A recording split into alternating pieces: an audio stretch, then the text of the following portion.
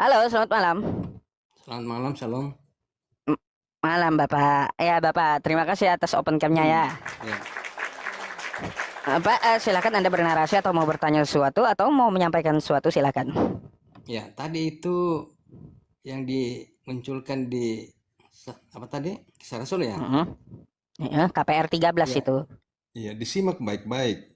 Hmm, Disimak baik-baik.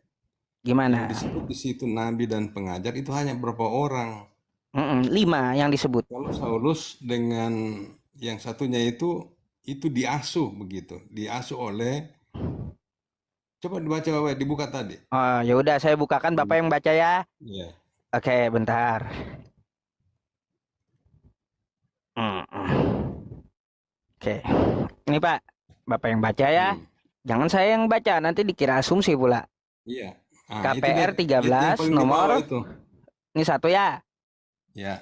Oke, pada Pada waktu itu dalam jemaat di Antioquia ada beberapa nabi dan pengajar, ini yaitu yaitu ya, siapa yaitu aja? Barnabas Oke. dan Simeon yang disebut Niger dan Lukius. orang Kirene dan Menahem. Nah, itu sudah ada empat Terus saja. belum selesai Itu ayatnya. yang diasuh, beda. Yang Yang diasuh, diasuh oleh yang hmm? diasuh oleh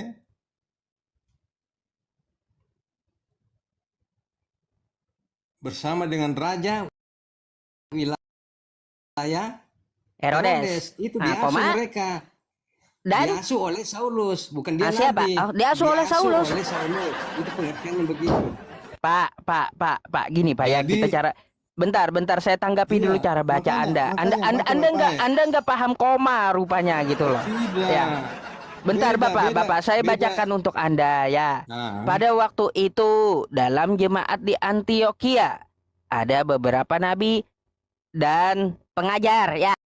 Siapa aja? Yaitu satu, Barnabas dan Simeon yang disebut Niger. Ya, dua orang udah disebutin. Dan ini kata sambung ya, dan ini ya Lukius orang Kirene dan Menahem yang diasuh bersama dengan raja wilayah Herodes, koma dan Saulus. Ada 5 orang yang disebutin.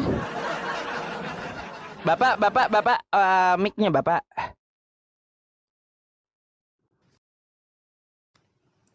Jadi mereka itu diasuh oleh Saulus.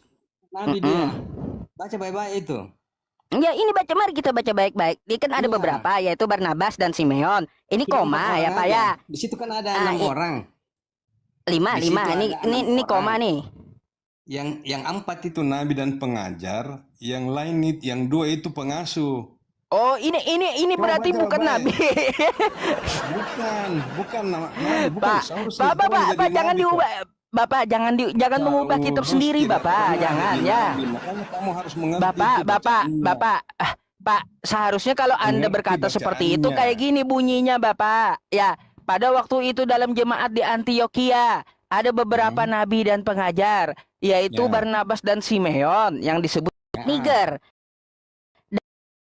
dan Lukius orang Kirene dan Menahem yang diasuh bersama dengan raja Menahem. wilayah Coba Herodes. Menahem Nah, yang di sini kalau Anda mau mengubah ya, dan ada beberapa orang yang diasuh yang bukan nabi. Kayak gitu. Tidak, sambungan kata tadi itu, sambungan kata. Aduh, jangan Kita diubah harus kitab Bapak mengerti sendirilah ya. itu sendiri.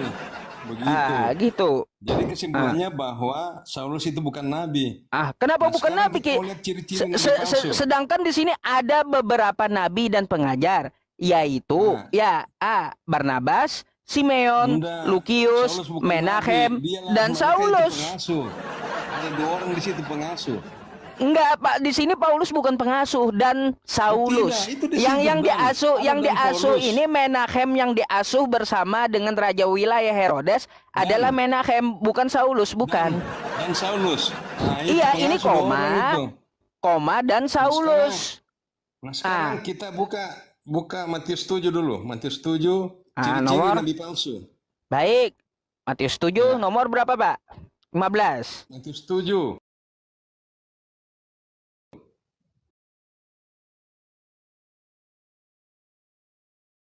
Ah, saya bukain ya. Bentar. Ya, Mm-mm. Nomor berapa semua ya? Saya bukain. Matius 7 Nomor berapa, Bapak? ayat bukan nomor, ayat 15. Oh, dari mana ada ayat di kitab Anda? Iya, kan namanya ayat. Namanya firman itu pakai ayat. Matius Oh, 7 ayat. ayat Itu 15. kosakata ayat dapat di mana, Bapak? Nah, kalau nomor itu kayak undian begitu ya. Tapi kalau firman mengacu kepada firman itu pakai ayat. Oh, ayat. Jadi bisa Ya, kita bilang kita baca ya. kitab-kitab Kita kitab baca Hindu Buddha itu coba ayat juga Matius gitu. 7. Matius 7 coba sudah. Ini udah. Nah, ayat 15 saya bacakan ya. Sampai Nah, terus baca. terusnya. Waspadalah terhadap nabi-nabi palsu yang datang kepadamu dengan menyamar seperti domba. Tapi sesungguhnya mereka adalah serigala yang buas. Toh? Betul, terus. Nah, dari buahnya lah kamu akan mengenal mereka. Mm. Dapatkah orang memetik buah anggur dari semak duri atau buah ara dari rumput duri? Terus. Demikianlah setiap pohon yang baik menghasilkan buah yang baik. Sedangkan pohon tidak baik menghasilkan buah tidak baik. Itu. Tidak mungkin pohon yang baik itu menghasilkan buah yang tidak baik. Ataupun pohon yang tidak baik menghasilkan buah yang baik. Terus Setiap Bapak. pohon yang tidak setiap pohon yang tidak menghasilkan buah yang baik pasti ditebang dan dibuang ke dalam api. Oke. Jadi dari buahnya lah kamu akan melihat mereka. Mungkin sampai di situ aja mungkin. Karena yang di Jangan bawah ini sampai sudah- selesai, Bapak. Kenapa di stop? Oh, bukan. Lanjutkan selesai. Setiap orang yang berseru kepada aku Tuhan akan masuk ke dalam kerajaan surga, melainkan dia yang melakukan kehendak Bapakku yang di surga. Terus. Pada hari terakhir banyak orang akan berseru kepada aku, Tuhan, Tuhan. Ini kan Yesus yang berkata ya. Iya. Bukankah kami bernubuat demi namamu?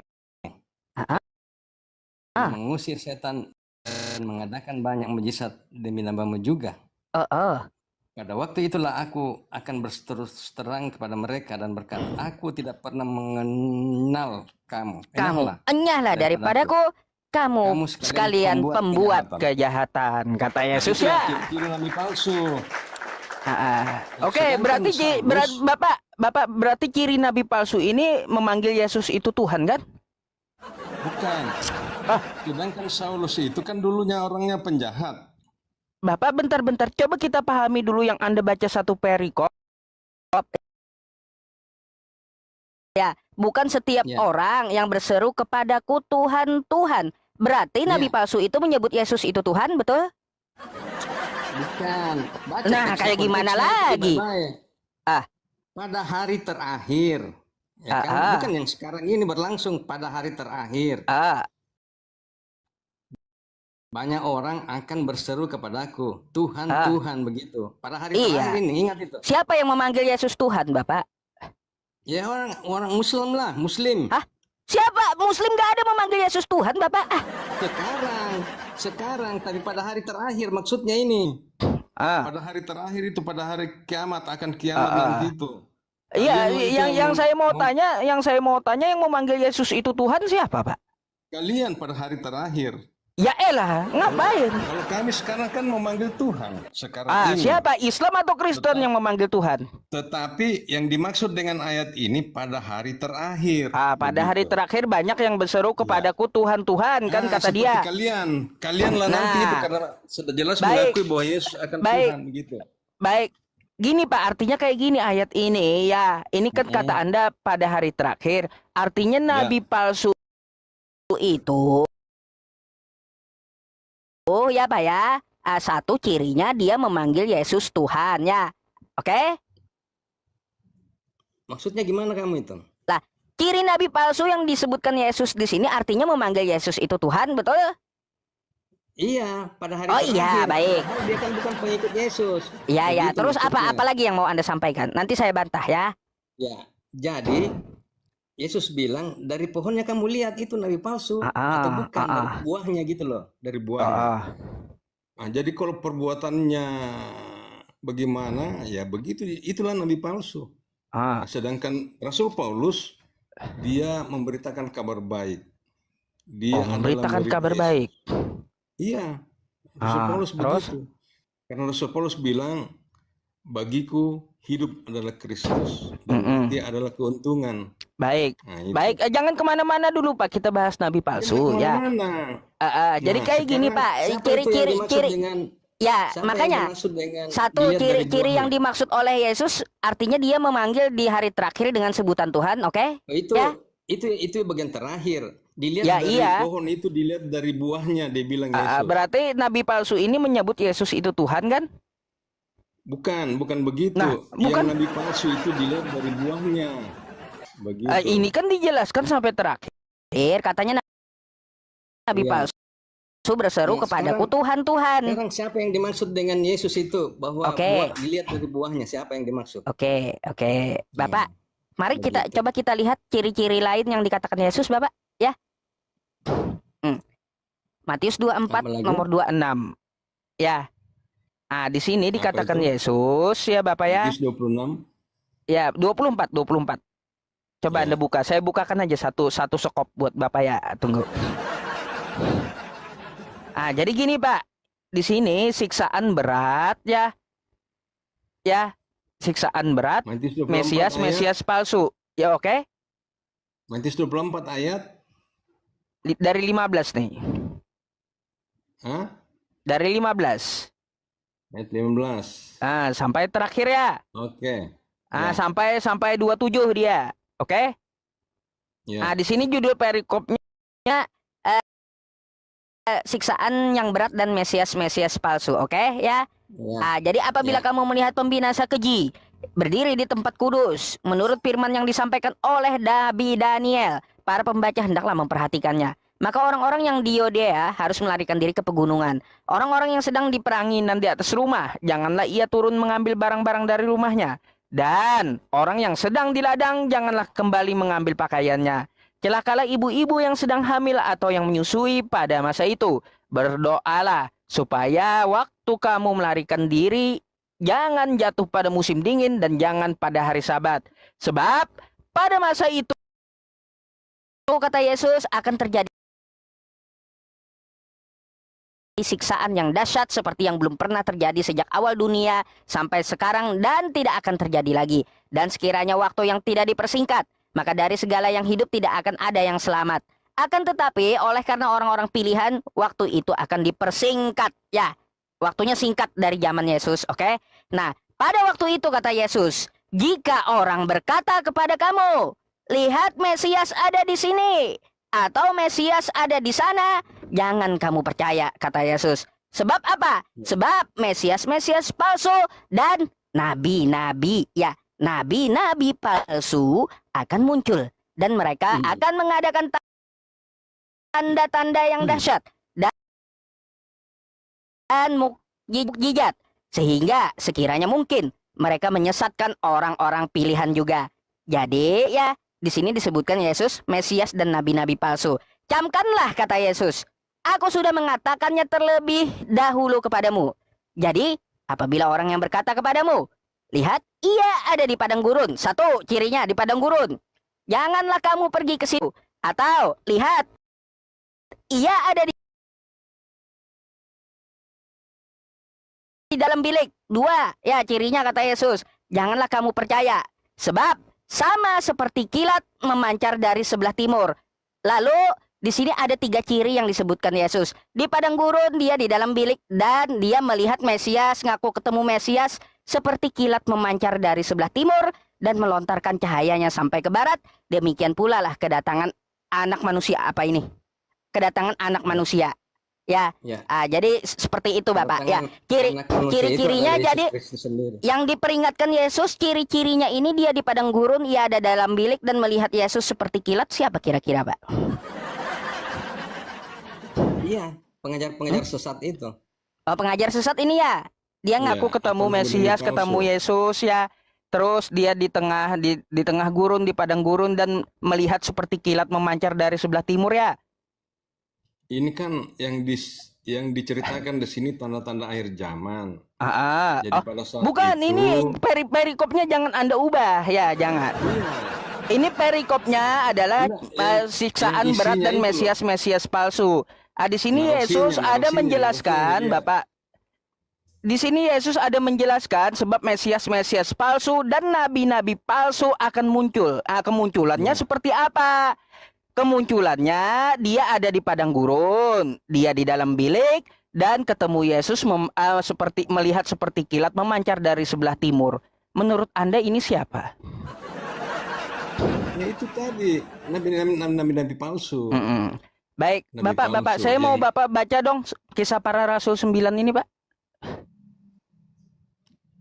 apalagi itu terlalu banyak kita lompat-lompat, belum selesai Enggak, satu, enggak. lompat lagi satu. Ini cerita yang dikatakan Yesus di Matius tadi. Matius Setuju tadi kan sudah kelihatan dari Enggak, buahnya. ini Matius Kamu bisa 24, Bapak bentar. Ini adalah cerita Matius 24, ciri-ciri nabi palsu yang dikatakan Yesus tadi. Coba dibaca. sudah kan? Matius 24 sudah kan dibaca tadi. Ciri-cirinya di padang gurun, dia mengaku Sekarang yang ketemu mau dibaca Mesias. Ya, mengaku ketemu Mesias dan melihat Mesias itu seperti kilat, oke? Baik, Ya. coba kita baca, Bapak. Ya, sementara ini judulnya Saulus bertobat ya. Sementara itu berkobar-kobar hati Saulus untuk mengancam dan membunuh murid-murid Tuhan. Ia menghadap imam besar dan meminta surat kuasa daripadanya untuk dibawa kepada majelis-majelis Yahudi di Damsyik, supaya ia menemukan laki-laki atau perempuan yang mengikuti jalan Tuhan. Ini ya, ia menangkap mereka dan membawa mereka ke Yerusalem. Ya, dalam perjalanannya ke Damsyik. Damsyik ini padang hutan atau padang gurun, Pak? ya, padang gurun. Ya, padang gurun. Baik. Ya. Ketika ia sudah di dekat kota itu, tiba-tiba cahaya memancar dari langit. Ciri kata Ya. Yesus tadi kan melihat seperti kilat memancar. Ya. Ah, Betul. Dari langit mengelilingi dia. Ia rebah ke tanah dan kedengaranlah olehnya suatu suara yang berkata kepadanya, "Saulus, Saulus, mengapa engkau menganiaya aku?" Jawab Saulus, "Siapakah engkau Tuhan?" Kocak juga ini pertanyaan. Udah Betul tahu itu. dia Tuhan masih nanya juga siapa engkau. Kan Dia kayak belum gitu. mengenal. Dia kan dia tidak, karena ini kan kayak kilat. Kayak kilat begitu. Oke, Ya. terus di sini dijawab kilat itu, "Akulah Yesus yang kau aniaya itu." Ya, betul. Tetapi bangunlah dan pergilah ke dalam kota, di sana akan dikatakan kepadamu apa yang harus kau perbuat. Damsyik, padang gurun. Terus di sini Paulus melihat Yesus seperti kilat. Padahal kata Yesus, camkanlah akan muncul nabi palsu, ngaku ketemu Maka, Mesias di padang coba lihat gurun seperti ayat lihat yang kilat. ketujuh. Maka termangu-mangulah teman seperjalanan. seperjalanannya karena mereka memang mendengar suara itu, tetapi tidak Berarti melihat akan ada seorang pun saksi, juga. Ada Oke? saksi. Oke, Ada ya saksi. ada saksinya. Ada saksinya kan Ya. Paulus ketemu Ya. Yesus berbentuk seperti kilat. Ya, Oke. ada saksi.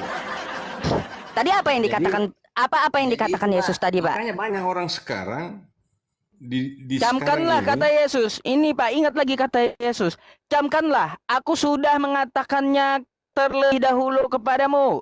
Jadi apabila orang berkata kepada, lihat, ia ada di padang gurun. Ya. ya, Jangan Jadi percaya berbagai kata cara- Yesus dengan orang itu nabi palsu. Nabi Tunggu dulu. palsu. Berbagai cara sekarang ini orang bisa bertemu Yesus. Makanya banyak yang murtad. Banyak yang murtad, dia bertemu dalam mimpi, dia bertemu di dalam apa saja. Itulah Yesus. Bisa bertemu. Bisa bersama-sama dengan manusia begitu. Dia bisa menyatakan dirinya. Nah, selagi manusia itu menyerahkan Pak, kalau saya dirinya bilang, kepada Tuhan. kalau saya bilang itu bukan Yesus tapi setan, gimana itu, Pak? Nggak bisa. Karena Loh. kalau setan itu kan tidak akan seperti kilat. Nggak ada. Nggak ada. Pak, Hanya- menurut karena ini kan kitab Anda Yesus itu turun berapa kali, Bapak? bentar, saya mau tanya, sepengetahuan Anda, Yesus itu turun Turunnya berapa kali Yesus dia? itu turunnya berkali-kali. Turunnya berkali-kali sesuai dengan apa Dari yang dia mana itu, inginkan. Bapak? Begitu.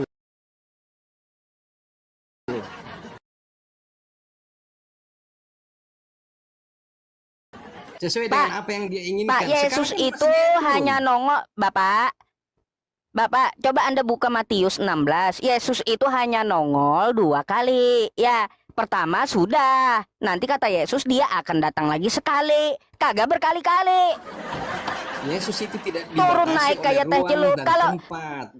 Dia tidak dibatasi oleh ruang dan tempat. Dia bisa turun berkali-kali. Dan banyak sekarang murtadin yang mengalami hal seperti itu. Bagaimana caranya? Banyak, coba baik, lihat ada Pak. kesaksian-kesaksian yang Jadi kalau diceritakan dia ketemu dengan Yesus. Begitu. Pak, gini kata Yesus ya, dia datang lagi dengan kemuliaan sebab anak manusia akan datang dalam kemuliaan Bapa yang diiringi malaikatnya. Pada waktu itu ia akan membalas orang menurut perbuatannya. 2 Ya. kali doang dia turun. Jadi yang ketemu Paulus, yang ketemu murtadin itu siapa? Jin itu, Pak. Itu kan Apa? suaranya dari langit dia. Suara dari Lah, langit. Dari kan Yesus sorga dia datang dengan malaikat, bukan dia dengan suara dari sorga cahaya dia kilat, bersabda bukan. kepada Paulus. Jadi Saulus itu dirubah namanya menjadi Paulus karena disitulah dia bertobat. Aduh. Dia menjadi pengikut Pak, Yesus. coba kita baca ya, Pak ya, ciri Yesus itu datang ya, yang kedua kalinya. Sebab Nggak anak bisa kamu- manusia nggak akan bisa datang. membatasi ciri Yesus datang 2 kalinya. Nggak Ini bisa dibatasi Matius. karena dia Tuhan. Saya bukan membatasi, ini saya ambil ceritanya dari perkataan Yesus di kitab Anda. Ciri Yesus itu datang kayak gimana? Sebab anak manusia akan datang dalam kemuliaan Bapaknya diiringi malaikat, bukan cahaya, bukan. Apa itu jin ketemu maksudnya. Paulus itu, Bapak? Bintang timur itu Jadi Lucifer kedatangan itu. Yesus itu bisa secara pribadi, bisa secara massal begitu, misalnya untuk dunia. Dari Jadi mana kalau pula ayat Anda tadi itu mendeskripsikan adalah untuk kayak gitu, dunia. Bapak? Jadi kalau untuk Dari mana pribadi, pula Anda masing-masing mendeskripsikan pribadi kayak bisa gitu? didatangi oleh Yesus. Begitu. Enggak, itu data dari mana gitu? Yang saya tanyakan Oh, kepada itu kan Anda. Anda tadi. Tadi kan mendeskripsikan dia- kayak gitu. Dia bertemu dengan Saulus kan, itu kan datanya tadi ada yang dibacakan Loh, tadi itu. Yesus udah bilang, kata Yesus datang kedua kalinya dia diiringi malaikat, bukan seperti kilat. Kayak gimana sih? Aneh-aneh aja. Itu maksudnya yang datang kedua kalinya itu pada akhir zaman. Nah, di antara itu Iya, kan dia bisa ngomong. saja. Jadi sekarang ini banyak orang ketemu Yesus loh. Yesus Orang dari ketemu mana? Yesus ngomong di kitab akhirnya dia Anda, bertobat, Bapak. Akhirnya dia bertobat Pak. dan menerima Yesus. Begitu. Pak, Jadi kalau jangan kita dibilang, lihat perkataan Yesus sendiri, dia turun cuma 2 kali. Yang pertama dia udah turun, lalu dia bangkit diangkat tuh ya. Lalu kata dia kedatangan anak manusia yang kedua kali itu diiringi malaikat, bukan seperti kilat. Lalu yang itu di ketemu akhir Paulus, zaman. yang ketemu murtadin itu siapa, Pak? Kamu enggak aman. Itu pada saat akhir zaman. dia turun Iya, kedua akhir kalinya. zaman dia kan Tetapi- udah bilang turun cuma 2 kali, bukan berkali-kali. Gimana sih? Berkali-kali kan dia Tuhan. Semua maunya dia. Waduh, Tidak ada yang masa mustahil Tuhan, bagi dia kan. Bapak, Tuhan, Tidak ada yang Tuhan mustahil kayak bagi Yesus. teh celup Dia mau turun mau naik, apa, Bapak. terserah dia. Gitu. Pak, masa Tuhan turun naik kayak teh celup kayak gitu sih? Iya. Dia bukan begitu. Dia hanya melihat. Dia kan dari surga mengamati manusia. Jadi ketika manusia berserah diri, dia datang mengunjungi dia. Gitu. Aduh, coba buktikan yang ketemu Paulus itu adalah Yesus, Pak. Karena ciri yang dikatakan Yesus, dia datang cuma 2 kali dan dalam kedatangannya kedua kali diiringi malaikat, kan kayak gitu. Cirinya Yesus Lalu sendiri yang bersabda. siapa yang ditemui Paulus kayak kilat itu siapa itu? Yesus. Karena Yesus kan dia berkata sendiri. Bilang, akulah Kalau Yesus. Yesus kan berkata dia datang dengan malaikat, bukan dengan kilat, bukan? Lain. Itu pada akhir zaman. Nah, kayak gimana pula Bapak ini? Nah, Kacau kali ini kitab kalau kayak beda. gitu, Pak. Ya, buktinya kan ini kesaksian. Ini kesaksian yang terjadi, yang nyata. Jadi Alkitab itu adalah suatu firman Tuhan yang belum benar fakta, bukan dikarang-karang begitu, bukan hayalan. Baik, kalau Ya, gitu Pak, jadi saya boleh fakta. nanya satu hal lagi Bapak. Makanya ketika Paulus itu bertemu dengan Yesus, dia bertobat, lalu dia memberitakan Injil. Dia Gitu. Baik. memberitakan Injil, memberitakan kabar baik begitu. Baik, Bapak. Iya. Ciri-ciri nabi palsu ini Pak, Karena- kalau saya baca di kitab Anda gini, satu lagi nih, ya. Ciri-ciri nabi palsu itu dilihat dari buahnya. Nah, gini, ya. Coba Anda buka 2 Petrus 2, ya. Nabi-nabi dan guru-guru yang palsu ya, judulnya ya. Tunggu dulu. 2 Petrus 2. 2 Petrus 2 ya. 2 Petrus 2 ayat Pertama, ya. gini, apa yang dikatakan di situ? Sebagaimana nabi-nabi palsu dahulu tampil di tengah-tengah umat Allah. Dulu kan pernah tampil tuh nabi-nabi palsu di bangsa Israel, betul? Ya. Oke. Demikian pula di antara kamu. Nah, sekarang saya mau nanya, nabi palsu yang datang di antara murid Yesus siapa, Pak? Nah, ini kelanjutannya di bawah begini. Baca kelanjutannya. Ya, saya tanya dulu akan di bagian ini. Tunggu dulu. Demikian, saya tanyakan di sini dulu Bapak, biar saya ngerti konteksnya ini. Demikian pula di antara kamu. Nah, di nabi palsu ini, guru palsu ini akan datang di antara murid-muridnya Yesus. Siapa kira-kira? Demikian pula di antara kamu akan ada guru-guru palsu di antara mereka maksudnya. Iya, demikian di sini, pula di antara kamu akan ada guru-guru palsu, kata Petrus. Ini yang datang guru palsu ini ya, nabi palsu dan guru palsu ini di antara kamu, kata Petrus, di antara murid-muridnya Yesus, itu siapa kira-kira? Itu keterangannya di bawah. Mereka akan memasukkan pengajaran-pengajaran sesat yang membinasakan. Itu. Betul. Bahkan mereka akan menyangkal penguasa yang telah menebus mereka. Dan dengan jalan demikian segera mendatangi kebinasaan atas diri mereka.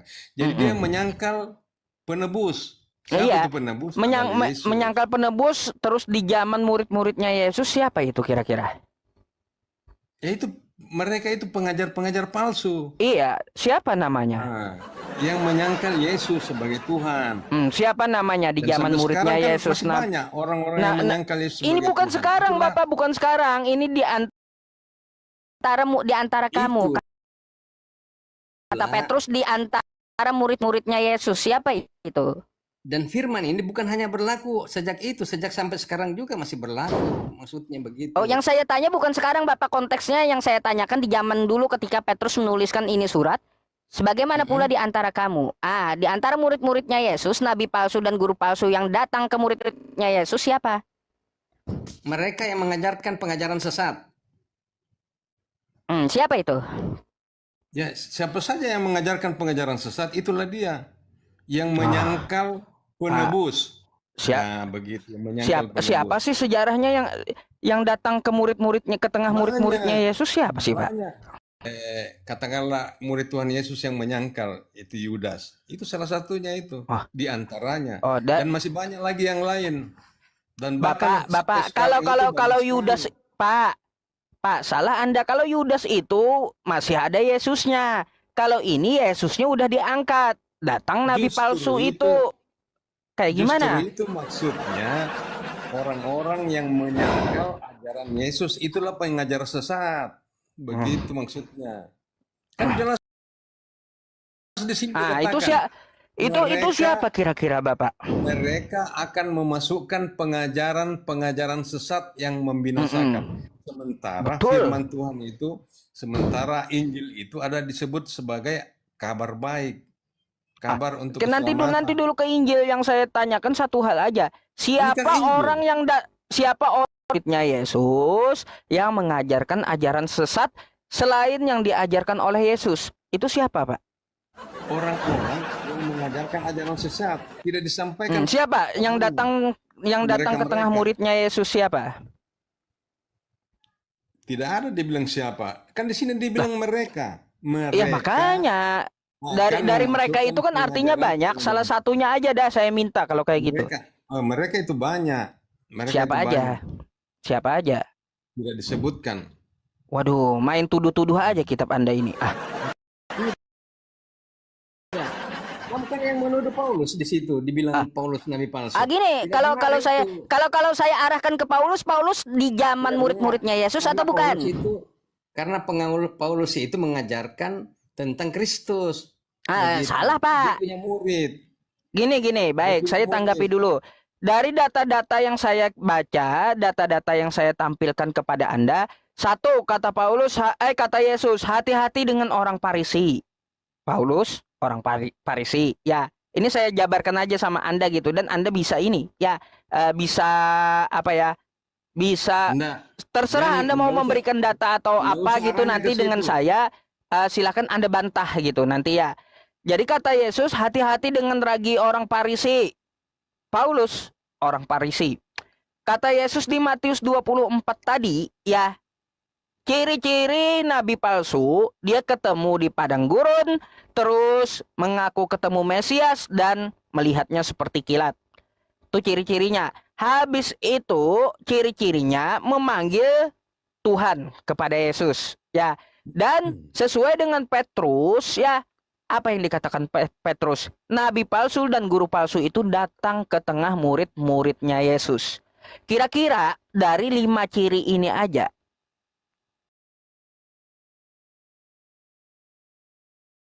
menurut Anda siapa gitu? Dari 5 ciri tadi itu masih belum lengkap. Nah, belum lengkap. Apa? Silahkan Salah dilengkapi. satunya diantaranya ciri-ciri nabi palsu itu dilihat dari buahnya. Itu kan jelas Apa tadi tuh maksudnya? kita. Buahnya itu, misalnya kalau dia mengajarkan kabar yang menyesatkan, ya, kabar yang menyesatkan itulah nabi palsu. Dan kemudian kelakuannya bagaimana? Itu nabi baik. palsu. Sementara Paulus sendiri melakukan yang terbaik. Gini Bapak, Melakukan kalau kehendak kalau Tuhan. kalau mengajarkan menyesatkan itu artinya pengajarannya itu bertentangan dengan Yesus, betul? Iya, artinya begini, dari buahnya dilihat, dari buahnya. Iya, Apakah dia pengajaran itu? sesatnya itu berarti ajarannya itu bertentangan dengan yang diajarkan Yesus. Iya, karena Yesus adalah firman. Ya. Oke, baik. Coba kita lihat ajaran Yesus, Bapak. Ya, di Matius 5 nomor 17. Coba. 5 ya. Matius 5. Coba saya buka dulu. Saya kurang hafal juga Matius 5. Ucapan bahagia. Matius 5 nomor 17. Garam dan terang dunia. Ya, yang nomor 17-nya. Ya. Janganlah kamu menyangka bahwa aku datang untuk meniadakan hukum Taurat. Kita para nabi, aku datang bukan untuk meniadakannya, melainkan untuk menggenapinya. Betul? Oke. Baik, di situ dia tidak membatalkan tapi menggenapi ya Pak ya? Menggenapi, ya. Itu ajaran Yesus ya? Menggenapi. Artinya dia menegakkan dan menggenapi Taurat. Lalu ajaran Paulus seperti apa, Pak? Karena di sini hukum Taurat itu kan ada 10 hukum Allah kan? Iya, gini. Yang kita ambil itu dari pengajaran Yesusnya. Yesusnya menggenapi, tidak membatalkan, ya, tidak meniadakan. Ya, jadi itu ajaran Yesus gitu. Yang 10 hukum Taurat itu digenapi oleh Tuhan Yesus, disingkat menjadi dua saja. Nah, itu nanti itu doktrin Bapak, nanti dulu. Yang Itulah. jelaskan di situ dikatakan oleh Yesus tidak meniadakan hukum Taurat, betul? Ya. Tapi menggenapi. Terus ajaran Paulus kayak gimana? Ajaran Paulus itu tetap melaksanakan perintah Tuhan Yesus.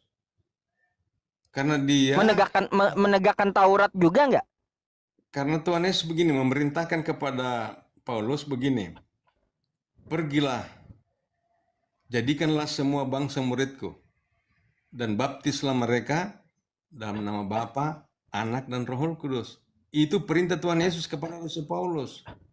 Dan Baik, Rasul kalau Paulus gitu gini, Bapak. dan Rasul Paulus Pak, melakukan seperti Bapak itu. Bahkan rupanya dia tidak mengerti dengan keliling perkataan saya gitu. keliling dunia dia Coba itu. Bapak gini, dengarkan dulu yang saya katakan biar Anda mencerna gitu ya. Yesus mengajarkan dia tidak meniadakan hukum Taurat, tetapi dia menggenapinya. Itu Oke. ajaran Yesus. Nah, Nah, ajaran Paulus tentang Taurat gimana, Pak? ajaran Paulus tentang Taurat sama seperti yang dikatakan oleh Tuhan Yesus. Oh, Tuhan Yesus sama. sendiri, Tuhan Coba Yesus Bapak, sendiri coba kan, Yesus bilang Bapak, begini, kasihilah Tuhan Pak, Allahmu dengan sebulat-bulat hatimu, dan kasihilah sesama manusia seperti dirimu baik. sendiri. Pak, Begitu. coba Bapak baca dong 2 Efesus 15, Efesus 2:15 coba. Ajaran Paulus tentang Taurat Enggak, itu. ini dulu yang kita Iya, yang tadi kita membahas tentang kamu bilang. ajaran Yesus dan ajaran Paulus tentang hukum Taurat gitu. Nah, tunggu dulu, Matius 5 tadi ayat 17 bagaimana? Ya iya, di situ Yesus dia menggenapi dan Nah, tidak maksudnya clear, meniadakan kan? Taurat, betul?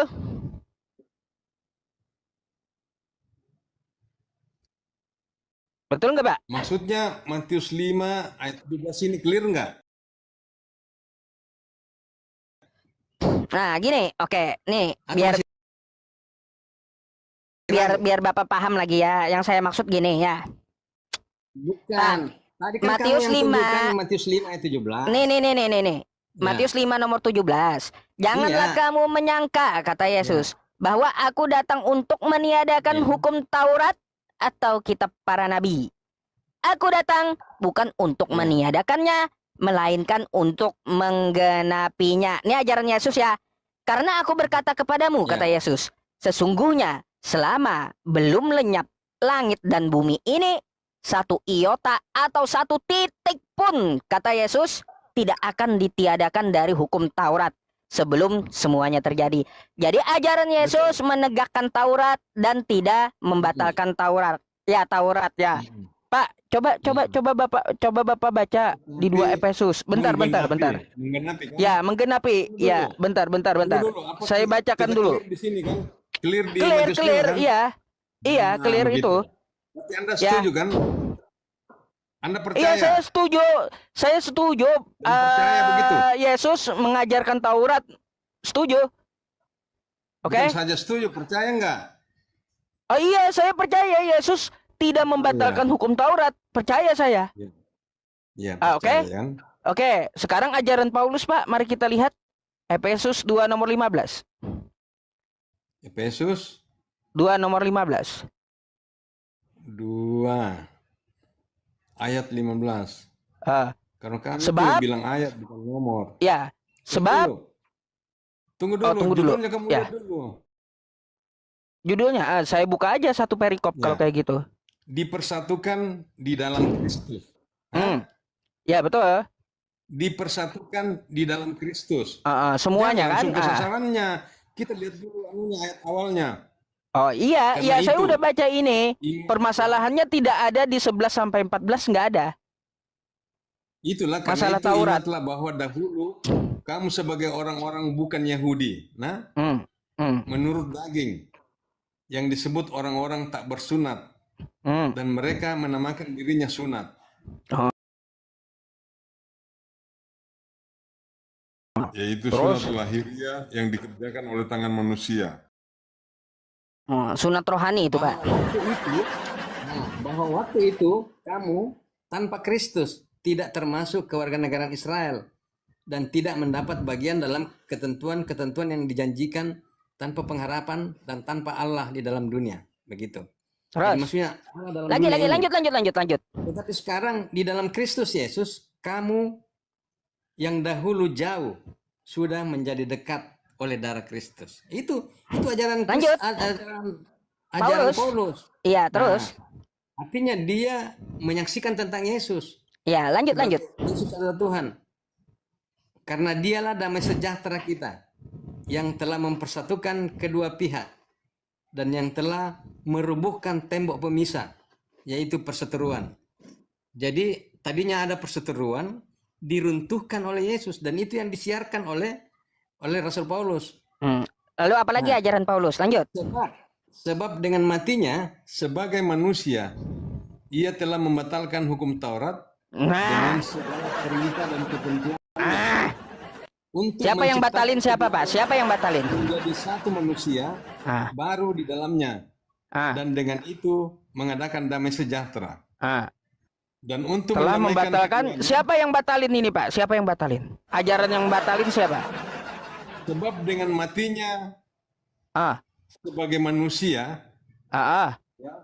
ia telah membatalkan hukum Taurat dengan Nah, segala siapa itu? perintah dan ketentuannya untuk mencipta ini disambung ini anunya. Iya, kalimatnya. disambung dengan segala Untuk perintah menciptakan dan keduanya ketentuannya, menjadi satu oke? manusia baru di dalam dirinya, Ah, dan dengan itu mengadakan damai sejahtera. ah, ah, ah. Siapa yang membatalkan hukum Taurat ini Dan untuk ajarannya? mendamaikan Siapa keduanya ini? di dalam satu tubuh dengan Allah oleh salib, dengan melenyapkan perseteruan pada salib itu. Hmm. Ia datang dan memberitakan damai sejahtera kepada kamu yang jauh dan damai sejahtera kepada mereka yang dekat. Siapa yang batalin hukum Taurat, Pak? Tunggu dulu, karena oleh Ah, dia kenapa kita ditunggu? kedua belah pihak. Baca-baca. Kalau Bapak mau baca selesai, silakan. Iya, maksudnya begitu. Jadi di sini berbicara tentang damai sejahtera. Ah, Atas enggak, kita kematian tidak, kita bukan bicara masalah damai sejahteranya aja. Yang kita bahas tentang masalah ajaran Yesus dan ajaran Paulus. Yesus katanya dia tidak boleh meniadakan hukum Taurat, tidak boleh dibatalkan. Ah, ajaran Ya. Paulus kenapa kayak gini? Ia Ya, telah ini membatalkan begini. hukum Taurat, kata Paulus. Sebagai manusia, ia telah membatalkan hukum Taurat Ah, dengan segala perintah dan ketentuannya ayo, siapa itu yang batalin hukum Taurat, tunggu kata dulu. Paulus? Untuk menciptakan keduanya menjadi satu manusia baru. Jadi Iya. itu kan ceritanya itu Taurat itu adalah perintah untuk manusia lama. Waduh, Dan sekarang Pak, Iya. ini ayat yang kita baca tadi ya. Ajaran Yesus. Karena aku berkata kepadamu, kata Yesus, sesungguhnya selama belum lenyap langit dan bumi ini, satu iota, bayangkan satu titik atau satu titik terkecil, kata Yesus, dari hukum Taurat itu tidak boleh ditiadakan. Lalu kata Paulus, ya, sebab dengan matinya sebagai manusia, ia telah membatalkan hukum Taurat dengan segala perintah dan ketentuannya untuk menciptakan keduanya menjadi satu. Kenapa ajaran Paulus malah membatalkan Taurat? Kenapa? Ya sesuai dengan judul perikopnya tadi itu, dipersatukan di dalam Kristus, begitu. Jadi Gini, di sini artinya gini Bapak, apakah sama ajaran Paulus dengan ajaran Yesus? sama. Di mana samanya? Karena Rasul Paulus itu memberitakan tentang Yesus. Gini, Yesus ajaran gini Bapak, ajaran Yesus, hukum Taurat tidak boleh dihapuskan satu titik pun. Ajaran Paulus malah membatalkan seluruh hukum dan perintah serta ketentuan Taurat. Sama atau beda ini? Ajaran Yesus itu dia kan menggenapi hukum Taurat. Iya. Menyempurnakan hukum Taurat. Jadi begini, yang tadinya ada 10 hukum menjadi kasihilah Tuhan Allahmu dengan sebelat-belat hatimu dan kasihilah sesama manusia seperti dirimu sendiri. Itu sudah yang diikuti oleh Tuhan Yesus. Bentar, itu memang poinnya saya tahu, nggak usah dipelintir ke situ. Yang kita tanyakan ajaran Yesus dengan ajaran Paulus. Ajaran Yesus dia menggenapi, tidak membatalkan, terus tidak boleh dihapuskan dari hukum Taurat. Lalu tiba-tiba kenapa ajaran Paulus malah bertentangan, Bapak? Ia telah membatalkan hukum Taurat dengan segala perintah. Jadi begini, tafsirnya begini ya. Ditafsir pula? Bukan. Begini yang dimaksud dengan Rasul Paulus itu, bahwa kan sudah ada tadi yang disampaikan oleh Tuhan Yesus tentang hukum kasih. Hukum kasih itu adalah hukum daripada hukum Taurat juga yang disimpulkan oleh Tuhan Yesus. Jadi Rasul Paulus di sini tidak lagi perlu melihat ke hukum Taurat, tapi dengan melihat hukum kasih begitu. Artinya udah bertentangan dengan ajaran Yesus, Pak, itu. Tidak, karena dengan hukum kasih itu sudah ada di dalamnya hukum Taurat. Begitu maksudnya. Begitu. Enggak, kalau hukum kasih itu kan di dalam Taurat, maka dia akan menegakkan dengan kasihnya hukum-hukum yang tertera dan ketentuan di Taurat. Itu namanya kasih. Tiba-tiba ada yang ngajarin, malah ajaran kasih itu membatalkan Taurat. Enggak ada kayak gitu, enggak ada. Itu kan istilahnya Rasul Paulus supaya yang diajarkan itu tidak bertele-tele 10 hukum, mendingan yang diajarkan Tuhan Yesus, begitu maksudnya. Karena yang diajarkan Tuhan Yesus itu sudah ada di dalamnya hukum Taurat.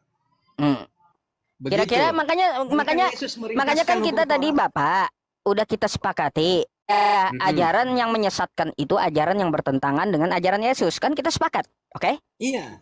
Sementara Rasul Paulus di sini mengikuti ajaran Yesus, yaitu dia hanya melihat ajarannya Yesus, bukan lagi melihat ke hukum Taurat. Oh Bapak, karena yang Pak Paulus tidak pakai Taurat dia Bapak, tidak pakai Taurat. Yang diajarkan Tuhan Yesus itu tadi itu meringkaskan hukum Taurat menjadi hukum kasih. Dan semuanya ada di dalamnya itu. Jadi 10 hukum Taurat tadi itu semua ada tercakup di dalam kasih yang dinyatakan oleh Tuhan Yesus, dan itu yang dipegang oleh Rasul Paulus. Jadi tidak perlu lagi kita melihat hukum Taurat, begitu maksudnya, dirincikan kasihilah begini, janganlah begini. Kalau kamu sudah melaksanakan hukum kasih, itu sudah melaksanakan hukum Taurat, begitu maksudnya. Baik, itu satu ya buat Bapak. Itu terserah Bapak ya. Bagi saya, ya kalau Bapak menjawab kepada saya seperti itu, saya juga tidak membantah karena kitab Anda dan orang yang menilai kan kayak gitu. Cuma bagi saya itu adalah pengajaran yang bertentangan gitu. Ya, yang sesuai kita sepakati. Itu yang saya ceritakan tadi. Pak, namanya dibatalkan oleh Paulus, artinya udah bertentangan dengan Yesus, nggak masuk akal udah Pak penjelasan Anda. Nggak masuk akal. Kalau namanya kasih ya Bapak, bentar saya tanggapi. Yang namanya kalaunya disimpulkan dengan kasih, maka dalam kasihnya dia akan menegakkan hukum-hukum Taurat. Tidak berzina, tidak mencuri, tidak menyembah Tuhan yang jadi manusia. Kayak gitu. Jadi bukan membatalkan. Hukum kasih yang dimaksud oleh Tuhan Yesus tadi itu mengasihi Allah dengan mengasihi sesama, itu sudah tercantum di dalamnya 10 hukum Taurat itu. Begitu. Jadi kalau kita sudah melaksanakan hukum kasih, itu otomatis melaksanakan 10 hukum Taurat. Nah, sekarang Paulus mengajarkan kepada jemaat-jemaat, daripada kamu pusing-pusing 10 hukum Taurat, ikuti saja ajaran Tuhan Yesus, begitu. Daripada pusing-pusing aja mikirin 10 hukum Taurat, ikuti aja ajaran Yesus. Sedangkan ajaran Yesus jangan dibatalkan Tauratnya, Bapak. Ruwet kan jadinya. Begitu, mempermudah. Yang penting mengasihi Allah dan mengasihi sesama, sudah. Itulah ajaran Yesus. Wah, udah. Contoh kalau seperti itu atur aja yang enak lah menurut Bapak dah ya. Kayak gitu. Ruwet, ya. Kok enak? Artinya begini, Pak Ustaz, sama-sama kita enak kan? Bagaimana? Kan coba saya tunjukkan yang lain lagi buat Bapak, mau nggak? Ajaran Yesus yang bertentangan dengan ajaran Paulus. Begini, yang bertentangan, ajaran Paulus kan sudah mengajarkan tadi tentang bahwa Rasul Paulus itu dia bilang begini, bagiku hidup adalah Kristus dan mati adalah keuntungan. Itu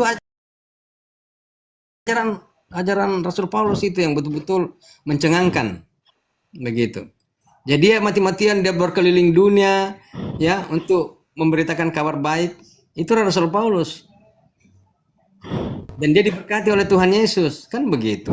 Dan hasilnya sekarang kan kita lihat juga hasilnya di mana-mana.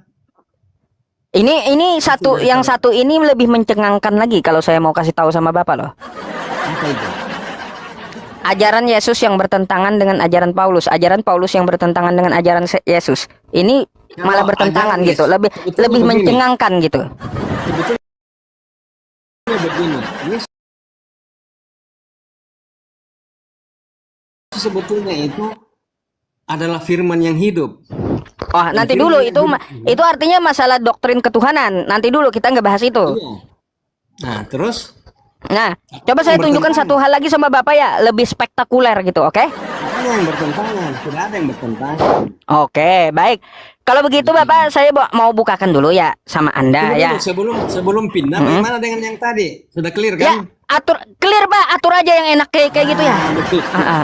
Gitu. Sip, atur aja yang mana yang enak dah menurut Bapak ya.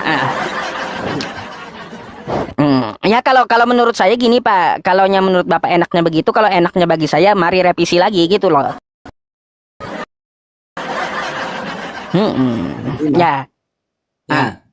Oke, kita pindah lanjut. tema ya Pak ya, ajaran Paulus dengan ajaran Yesus. Ini saya mau tunjukkan dulu sama Bapak sesuatu yang lebih mencengangkan gitu ya, yang lebih spektakuler, oke? Di dalam ayat Coba judul perikop Matius 12:15 Bapak.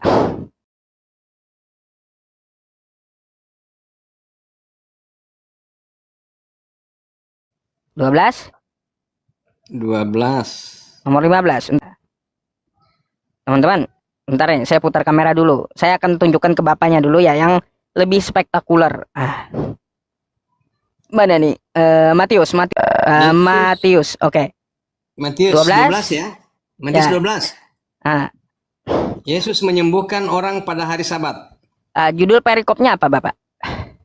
Yesus menyembuhkan orang pada hari Sabat. Judul perikopnya? Ya itu dia judul perikopnya, Yesus menyembuhkan orang. Yang 15 Bapak, yang 15. Ya itulah bagian dari perikop tadi itu. Ayat 15. Tetapi Yesus mengetahui maksud mereka, lalu menyingkir dari sana. Apa judul perikopnya? Judul perikopnya Yesus menyembuhkan orang pada hari Sabat. Bukan itu Bapak. Bagaimana? Coba tampilkan ke layar judul perikopnya. Tampilkan ke layar. Kalau di tempat saya judul perikopnya ini Pak. Nih. Apa? Yesus, Matius 12 Nih 15. ayat 15 sampai 21. loh, kok 15? Matius 12 Yesus menyembuhkan orang pada hari Sabat. Kenapa beda Pak dengan saya? Kenapa? Kalau perikopnya di sini Yesus itu hamba 15. Tuhan. B. Oh, dibawanya. Iya, dibawanya, betul. Ini Ya. terbalik ya? Kelihatannya terbalik ya? Nggak apa-apa. Ya, itu Yesus hamba Tuhan, betul judulnya? Maksudnya ini terbalik nggak? Ya. Nggak apa-apa. Saya tahu tuh bacanya meskipun terbalik. Tapi judul perikopnya sama ya, Yesus hamba Tuhan, betul? Yesus hamba Tuhan, iya betul. Oke, Bapak, Ya. kalau sudah Apa tahu dia masalahnya, hamba, kalaunya sudah tahu dia hamba, berarti dia punya Tuhan, betul? Tunggu dulu, lihat dulu narasinya apa di bawah. Narasinya, Bapak lah kalau gitu baca. Ya. Nah, Kalaunya hamba Tuhan, berarti dia punya Tuhan, kan? Yesus hamba Tuhan. Banyak orang mengikuti Yesus dan ia menyembuhkan mereka semuanya. Ya. Jadi perbuatan Yesus di sini menyembuhkan orang banyak. Ya. Nah, ia dengan keras melarang mereka memberitahukan siapa dia. Jadi ketika Yesus sudah menyembuhkan orang sakit, banyak sekali orang disembuhkan, tapi dia tidak mau menyembuhkan diri. Saya ini begini-begini, dia tidak mau. Malah dia bilang, jangan kamu kasih tahu orang, kan begitu. Supaya kenapa? Supaya genaplah firman yang disampaikan oleh Nabi Yesaya. Jadi Nabi Yesaya juga dia mengutip firman yang disampaikan oleh Nabi Yesaya. Gak apa-apa, Bapak. Yang saya soroti itu tentang hanya masalah perikopnya gitu. Apa betul Yesus itu hamba Tuhan? Ada rentetannya supaya kita dapat mengerti Oh apa ya udah. maksudnya. Kalau perikopnya itu saya sebenarnya udah baca gitu. Tidak ada bersinggungan ya dengan yang saya permasalahkan. Jadi di sini Lembaga Alkitab Indonesia memberikan judul dengan melihat dari firman Yesaya. Coba lihat ayat 18. Lihat ayat 18 berarti sesuai Yesaya itu Yesus hamba Tuhan, betul? dulu. Lihat ayat 18. Lihatlah, itu hambaku yang kupilih, Hmm. yang kukasihi, Mm-mm. yang kepadanya. Coba lihat, nyanya itu Aku huruf besar. berkenan, kan kayak gitu. Ya, nyanya itu huruf besar ya. Tidak, kalau huruf besar itu diberikan apa namanya itu huruf Pak, besar kepada Bapak, seseorang. Bapak kalau kalau teksnya, teks aslinya nggak ada huruf besar, huruf kecil, nggak ada, Bapak. Tidak, itu kan memang begitu. Tapi kan kita kan bahasa Indonesia, kita pakai bahasa Indonesia. Nah, jiwaku berkenan, aku akan menaruh rohku kepadanya, dan ia akan memaklumkan hukum kepada bangsa-bangsa. Jadi, yang dimaksud di sini itu Yesaya. Yesaya itu firman nubuatan untuk Yesaya, begitu. Bapak, judul perikopnya Yesus hamba Tuhan, bukan Yesaya hamba Tuhan. Masya Allah. Betul. Jadi maksudnya di sini ada firman yang dikutip pada saat Yesaya diturunkan firman tersebut. Jadi ada Jadi apa? kesinambungan. Ceritanya itu isinya beda dengan judul. Maunya kayak gitu. Bukan, ini kan nubuat Yesaya yang mengatakan itu hambaku yang kupilih, yang kukasihi, yang kepadanya jiwaku berkenan.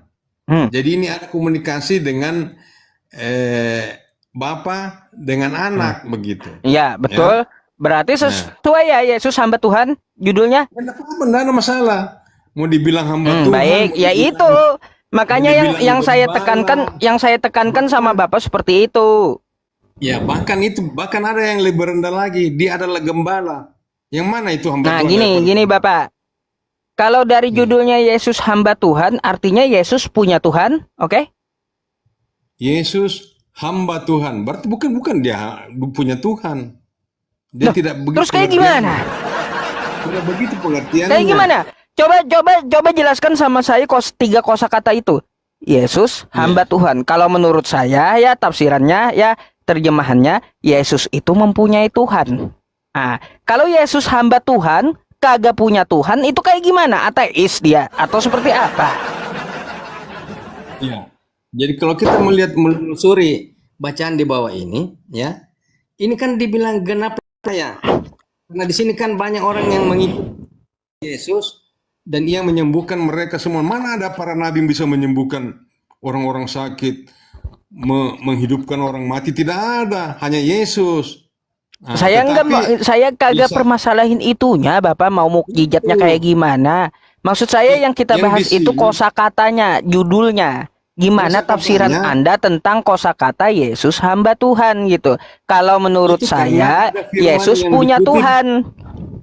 Yang dikutip oleh Nabi Yesaya. Ya itu meskipun Bapak mau dikutip Nabi Adam sekalipun saya nggak permasalahin, masalahnya enggak, bukan itu. Yang saya minta Anda tolong kosakata itu coba diterjemahkan menurut pemikiran Anda. Ya, Yesus hamba Tuhan. Kalau saya kan menerjemahkannya Yesus hamba Tuhan, berarti Yesus adalah seorang hamba yang mempunyai Tuhan. Itu adalah terjemahan dari saya. Nah, Anda kayak gimana gitu? Bukan masalah pengajarannya. Nah, sekarang apa kepentingannya dengan kalian? Kalau dia sebagai hamba, apa kepentingannya? Nah, kalau dia hamba, kenapa Kristen menuhankan, Bapak? Tidak, dia memang Tuhan. Dia Tuhan, dia melepaskan segala kuasanya dan rela menjadi manusia dan rela menjadi hamba. Itu dia. Kenapa dia menjadi hamba? Agar supaya kami bisa berinteraksi dengan dia. Ya, dia adalah artinya di situ Bapak, kalau dia seorang hamba, ya artinya dia bukan Tuhan, kayak gitu. Tidak, dia Tuhan yang menjadi dia hamba, Tuhan. Begitu. Iya, dia adalah firman. Bentar Bapak, gimana ceritanya dia Tuhan yang menjadi hamba? Iya, kenapa? Kenapa begini ceritanya? Jalan ceritanya begini. Dia adalah Tuhan. Dia adalah firman ya. Dia adalah firman Tuhan. Dan Allah Bapa mengutus dia. Jadi dia itu diutus sebelum lahir. Beda dengan nabi-nabi lainnya, nanti setelah lahir baru diutus. Kalau Yesus tidak, dia sebelum Teman-teman, lahir diutus teman-teman, ke dalam dunia. jujur nih ya, dari saya awal mengadakan live streaming ya sampai hari ini, baru kali ini saya minta koin sama teman-teman nih. Teman-teman coba kasih saya koin buat beli bodrek kalau kayak gitu ya. Ini paling aneh ya masalahnya. Ya. Betul.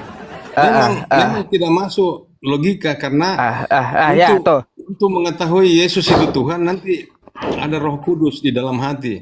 Kalau tidak ada, nonsense begitu. Enggak, saya aneh aja gitu. Yesus hamba Tuhan, dia Bagi seorang kami, hamba yang gini kan, pengertian saya kayak gini tadi. Yesus hamba Tuhan. Ya. Ya. Yesus mempunyai Tuhan. Lalu Anda bilang bukan, dia itu Tuhan yang menjadi hamba. Bodrek kawan-kawan. Kacau. Bapak kayak gimana maksudnya gitu? Dia Tuhan jadi begini, hamba. Kayak jadi gimana saya ceritanya? jelaskan dulu. Bagi Ya, penganut sakit ajaran kepala sesat saya jadinya, seperti serius. itu. Kalau kami enggak, kami tidak ada masalah karena Yesus adalah, juga kami bisa disebut Yesus Pusing, adalah sahabatku. Yesus itu bisa disebut adalah sahabatku, sahabat kami. Padahal dia Tuhan. Coba. Yesus adalah junjungan kami. Bisa. Gini Bisa Pak, seperti Pak, itu. Pak, itu Anda dasarnya dari mana? Kalau saya kan mempunyai dasar menerjemahkan Yesus hamba Tuhan, artinya dia bukan Tuhan, tapi Itu dia dasar- mempunyai Tuhan. Nah, Dasarnya di Matius 11 nomor 25. Coba silakan. Dia Yesus mempunyai Tuhan. Itu dasarnya. Dari Saya kosakata mengatakan bahasa Yesus punya Indonesia Tuhan. Kita lihat di sini. Dari kosakata bahasa Indonesia, kepadanya, nya itu Yesus, dia huruf besar. Ya. Coba Anda buka Matius 11 nomor 25. Itu dasar saya mengatakan Nggak usah Yesus kita- bukan Tuhan. Nggak usah kita lagi lari-lari yang lainnya. Ini sekarang aja Bukan. Matius 12. Yang kita bahas itu Yesus hamba Tuhan. Dasar saya mengatakan Yesus itu bukan Tuhan. Dasarnya ada di Matius 11 nomor 25. Biar Anda tahu gitu. Matius 11 Nomor 25.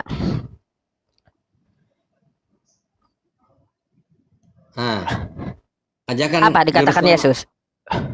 Pada waktu itu, berkatalah Yesus, aku bersyukur kepadamu Bapa, Tuhan langit dan bumi, karena semuanya itu engkau sembunyikan bagi orang bijak dan orang pandai, tetapi engkau nyatakan kepada orang kecil. Ya, Jadi Bapa, kata Yesus seperti apa itu Bapak? yang Aku berkenan bersyukur kepadamu kan? Tunggu dulu, ayat 27, semua telah diserahkan kepadaku oleh Bapa. Saya nggak mempermasalahkan itu, masalah Tidak, penyerahan harus itu. disambung. Jangan kok hanya Saya milih-milih tahu macam-macam. semua telah diserahkan kepadaku. Saya paham gitu, paham tahu itu Oleh ayat Bapakku, maksudnya. dan tidak seorang pun mengenal anak selain Bapa, dan tidak seorang pun mengenal Bapa selain anak, dan orang yang kepadanya anak itu berkenan menyatakannya. Itu dia. Jadi jangan kita lihat sepotong-sepotong bagaimana eratnya hubungan antara anak dengan Bapa. Itu yang disampaikan di dalam ayat yang 25 tadi itu. Baik, Pak. Coba lihat kosakatanya yang saya permasalahkan. Aku bersyukur kepadamu Bapa, Tuhan Iya, langit dan bumi. Betul? memang betul.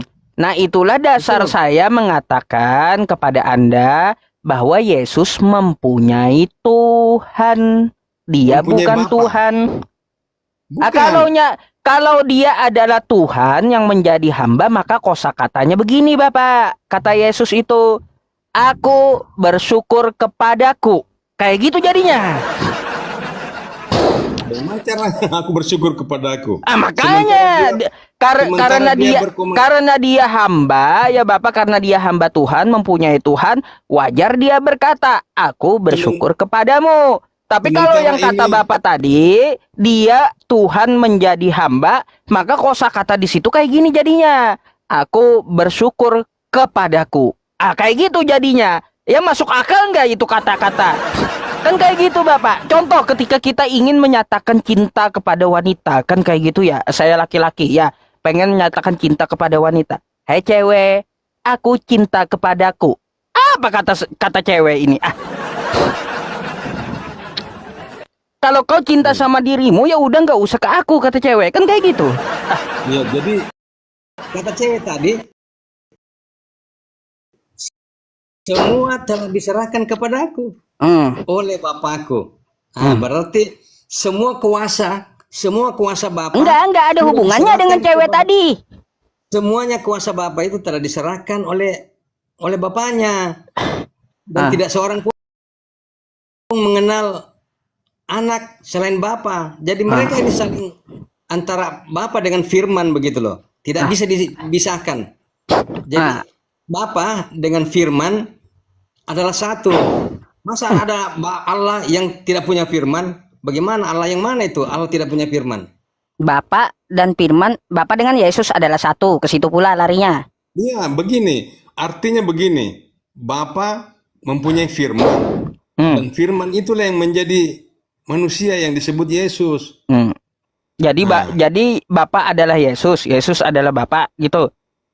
Bukan. Bapa. Kayak gimana? Bapa itu memiliki firman dan roh.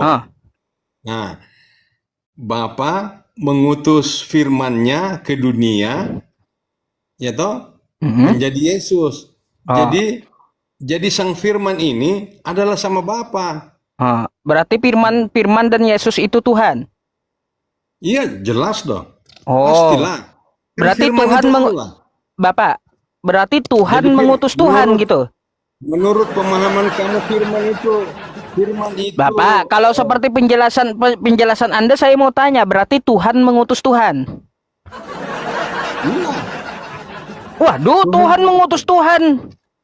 Memang, karena kan Tuhan kan memiliki firman. Ini habis 5 udah teman-teman 5 habis ya, kacau jadinya.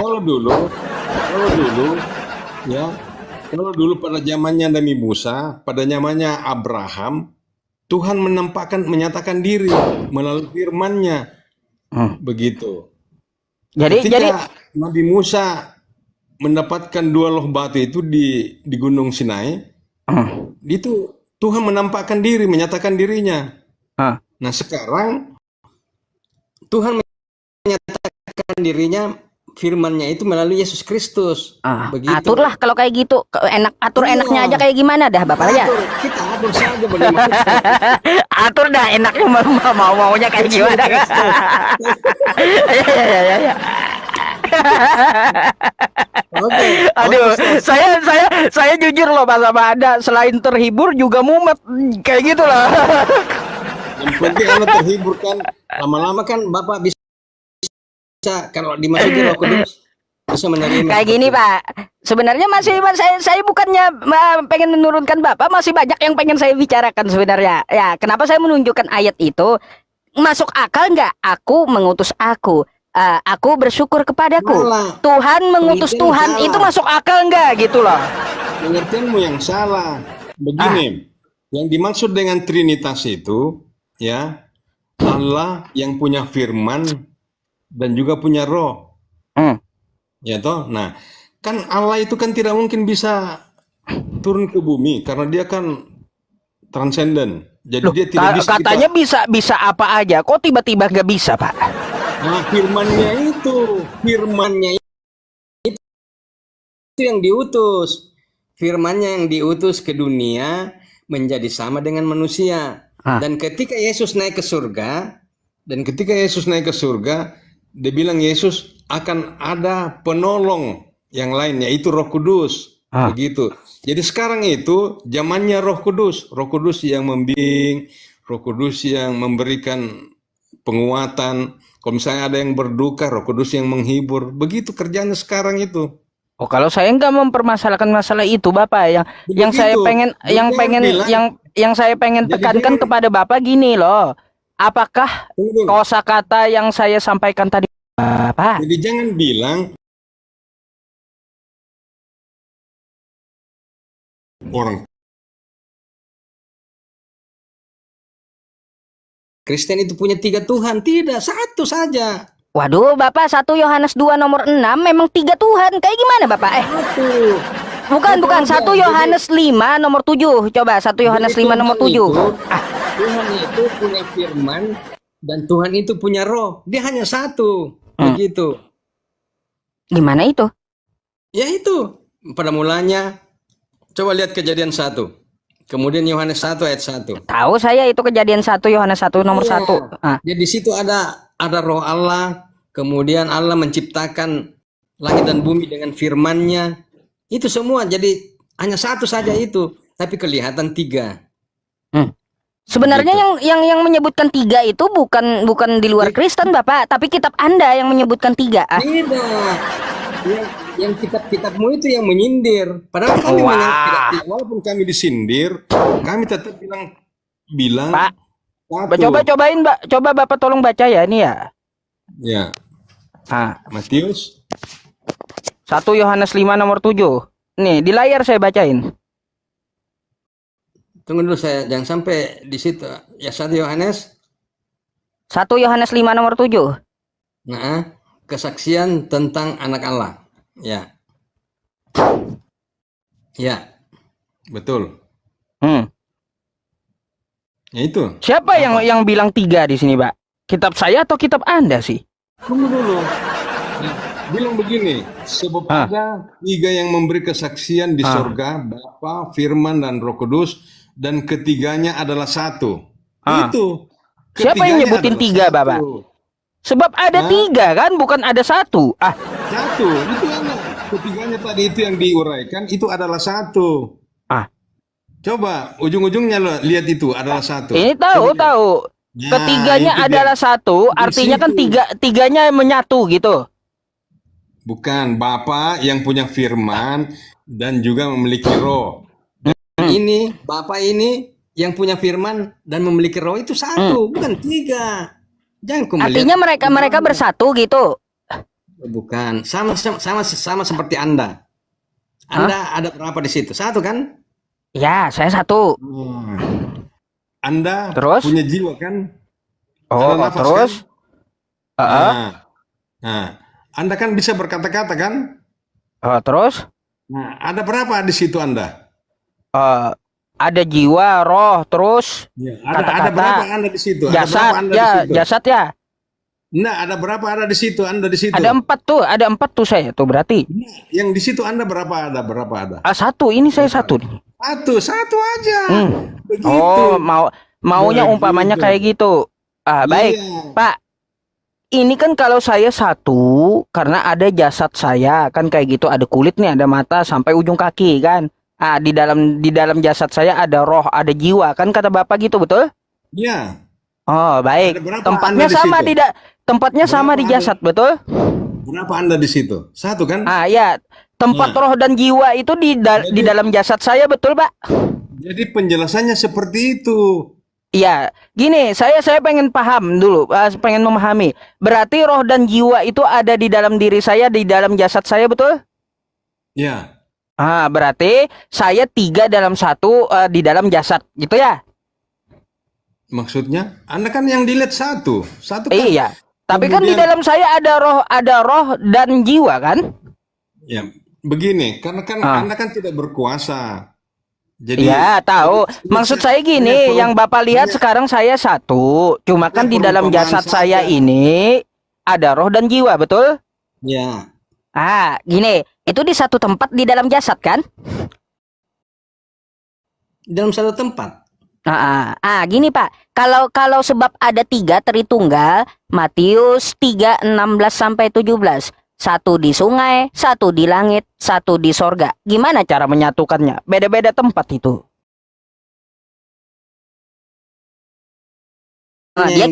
Iya, yang transenden tadi mustahil turun ke dunia kan? Allah Bapa tidak akan mungkin turun ke dunia. Oh, tidak akan mungkin, mustahil gitu ya? Ya. Berarti mustahil juga teman Tuhan. Kayak gimana sih? Maksudnya kalau dia turun maka kita pusna. Begitu. Berarti ada yang mustahil juga dengan dengan Tuhan Bapa. Gimana sih? Tidak bisa bilang begitu. Karena kan dia kan mengutus anaknya. Ini kan kejadian. Ini kan sudah terjadi. Tidak usah kita mengandai-andai, menghayal bagaimana, tidak. Ini kan sudah terjadi bahwa Allah mengutus firman-Nya ke dunia. Begitu kan? Terus? Nah, terus begitu. Jadi dia terus mengutus firman-Nya ke dunia menjadi namanya Yesus, dan Yesus mati, disalib, Terus? mati, ya, dan bangkit kembali. Nah, setelah dia naik ke surga, Berarti dan betul Bapa kan? akan Ada mengutus yang Roh Kudus. mustahil gitu loh. Betul, di Tuhannya Bapak ada yang mustahil kan? Tidak ada yang mustahil. Lah, tadi ada mustahil katanya turun ke dunia. Ah, Bukan Bapa yang turun ke dunia. hmm, Yesus yang turun ke dunia. hmm. Begitu. Jadi jangan dicampur aduk. Iya, Bapak yang transenden itu bisa nggak turun ke dunia dia langsung? Bisa tapi semuanya hancur. Ah, Apakah mau mustahil seperti gitu. itu? Bukan mustahil, bisa tapi Ah. semuanya hancur. Apakah mau Kalau seperti dia itu? Kan tidak. kalau dia bisa ngapain dia utus firmannya kalau kayak gitu? Karena kalau dia sendiri yang datang, tidak ada gunanya. Karena ini kan dia Kenapa mau nggak berguna? karena mau menyelamatkan manusia. Sementara kalau dia datang hancur semuanya. Oh, berarti Nah, dia jadi mustahil kan logikanya di datang ke situ. dunia gitu. Jadi tidak usah kita balik-balik logika. Oh. Artinya ini sudah kejadian fakta yang nyata bahwa Yesus memang sudah datang ke dunia. Itu yang Waduh. kita pelajari bahwa Yesus memang nyata datang ke dunia dan dia makanya kan nyata mati. Makanya kan saya bilang sama Kalian Bapak kan yang Yesus, menurut yang bilang hidup 3 kalian kan Tuhan Yesus itu tidak mati. kitab Anda, Bapak, bukan kitab saya. Masa Bapak tuduhnya kitab saya? Kitab Anda yang bilang 3 itu. Ah, 3. Maksudnya itu Bapa dan Roh Kudus. Kelihatan 3, tapi ini itu 1. Begitu. gimana cara menyatukannya? Bukan bagaimana cara menyatukannya, memang dia 1 kok. Karena Allah itu roh. Iya. Allah itu punya Saya firman. bingung, saya bingung aja gini, Pak. Yang satu di Sungai Yordan, yang satu di langit, yang satu di surga, di waktu yang sama semuanya. Ah, terpisah-pisah tempatnya. Gimana cara menyatukannya? Nah sekarang saya mau bertanya, apakah Allah itu dibatasi oleh tempat? Ah, enggak. Nah itu tidak. Dia kenapa bilang terpisah-pisah tempatnya? Nah, kalau dia tidak dibatasi dengan tempat, kenapa ada satu di sungai, tempatnya di sungai? Kayak gimana sih? Nah, itu kan menyatakan diri. Namanya menyatakan diri, menampakkan dirinya kepada manusia. Maka datanglah Roh Kudus. Ya, Roh Kudus sebagai burung merpati datang di kepalanya Yesus. Burung merpati kan turun dari langit ke kepala Yesus, tempatnya di langit toh. Dari langit surga. turun ke kepala. Turun dari surga. Turun dari surga. Berupa. Eh, Jadi berupa, bukan burung, berupa burung merpati, berupa burung merpati kayak gitu ya. Ya. Ah, terus suara itu dari mana, Dan Bapak? itu dilambangkan sebagai Roh Kudus. Jadi di sini Yesus, Roh Kudus dan Bapa di surga. Itu jadi begitu. Jadi itu ada kelihatan bahwa Allahnya Tuhan Yesus, Allahnya kita itu adalah seperti itu. Nah, baik, Allahnya Kristen begitu. itu catatan Matius yang digunakan oleh gereja untuk Kristen. Lalu ajaran Yesus kayak gimana, Bapak? Ajaran Yesus. Baptislah mereka di dalam nama Bapa, Anak, dan Roh Kudus. Itu ajaran Yesus. Adakah Yesus mengatakan Bapa itu 3 dalam 1? Jadikanlah semua bangsa muridku.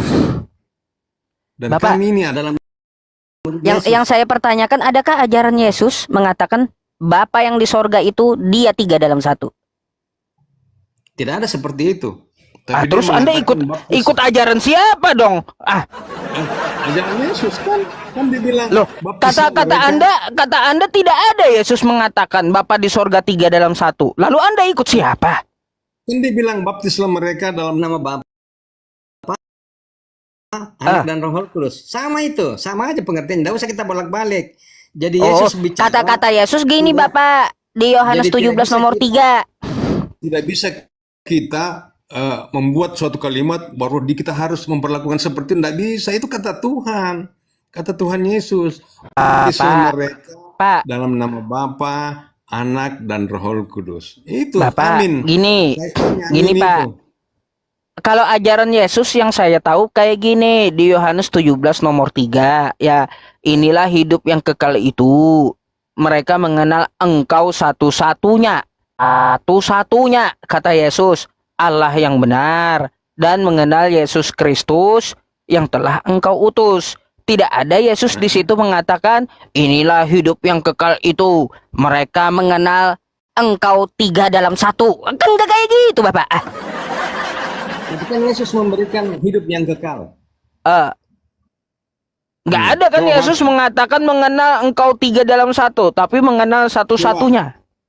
Coba baca Yohanes 10 ayat 28 sampai Terus 30. Bukan. sampai 30, aku dan Bapa adalah satu. Terus kenapa? Bukan. Yesus Kristus telah menjamin keselamatan. Coba. Keselamatan buat dengan memberikan hidup yang kekal. Ya toh? Terus? Jadi di sini ayatnya mengatakan Aku dalam hal ini Yesus memberikan hidup yang kekal kepada mereka. Dan mereka pasti tidak akan binasa sampai selamanya. Jadi siapa yang bisa memberikan hidup yang kekal itu? Bapak. kalau bukan Tuhan, Ya, Bapakku yang di sorga, kata Yesus. oh bukan. Baca Yohanes 10 ayat 28. Dia tidak Coba baca singgung 29-nya. Dia tidak singgung Bapa. Ayat 29-nya dia Aku- singgung Bapak. Bapakku Iya, yang memberikan kepadaku, katanya kan kayak gitu. Aku memberikan hidup yang kekal kepada mereka. Jadi Ya sini kan lanjut, dia berbicara aku. hidup yang kekal itu siapa itu yang soal memberikan kedua. kepada Yesus, kuasanya siapa? Itu soal kedua. Tapi yang jelas Yesus bilang, aku memberikan hidup yang kekal kepada mereka. Hidup yang kekal Mereka- menurut Yesus kayak gimana dulu, Bapak? Dan mereka pasti tidak akan binasa sampai selama-lamanya. Itulah hidup Pak. yang kekal, tidak binasa sampai selama-lamanya. Nah, Coba, ini hidup yang kekal menurut Yesus, Pak. Saya bacakan sama Anda, ya. Nih, menurut Yesus, inilah hidup yang kekal itu. Apa yang dimaksud oleh Yesus? Inilah hidup yang kekal itu. Yaitu bahwa mereka mengenal Engkau satu-satunya Allah yang benar dan mengenal Yesus Kristus yang telah Engkau utus. Jadi kalau mau hidup yang kekal itu, kata Yesus, ya akui Yesus itu utusan Tuhan, bukan Tuhan. Terus mengenal Allah itu satu-satunya, bukan 3 dalam 1. ya itu versi lain. Oh, kok versi lain? Iya, kan banyak di dalam kitab kan banyak, bukan hanya satu. Coba baca yang di bawahnya lagi. Inilah hidup kekal itu, yaitu. Coba baca di bawahnya. Tuh? Nah, yaitu yang mengenal Engkau satu-satunya Allah yang benar dan mengenal Kristus Yesus yang Engkau utus. Nah, betul. Nah, di Ada bawahnya nggak lagi. dia bilang mengenal Engkau 3 dalam 1? Nggak ada kan?